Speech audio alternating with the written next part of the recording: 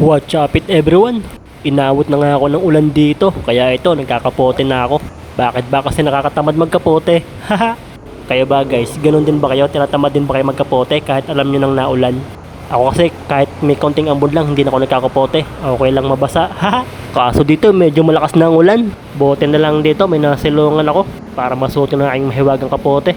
At syempre tapos na ako magkapote ngayon, kaya ito kinuha ko na ngayon ang aking mahiwagang kiles para pa-startin si Black Panther at may tago ko na yung susi para hindi mabasa.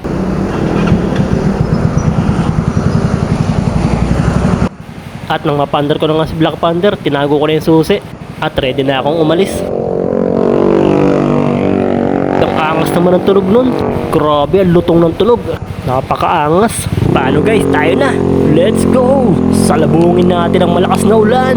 Bagyo ka lang, empleyado kami. Ang lakas guys. Woo! Ang sarap. Grabe, ang saya naman nito. Medyo masakit nga lang sa kamay guys. Grabe yung patak ng ulan, kasama pang hangin, ang lakas. Medyo masakit sa kamay. Kita nyo ba yung humahampas na hangin guys? Medyo delikado yun kung matulin tayo. Kagaya ni Kuya oh, dahan-dahan lang siya, baka pa rin siya ng hangin. Malaki kasi yung karga niya. Anyway, medyo masaya to na medyo nakakatakot. Haha. Parang medyo maganda kung may konting sounds. Magandang sounds. Pasok!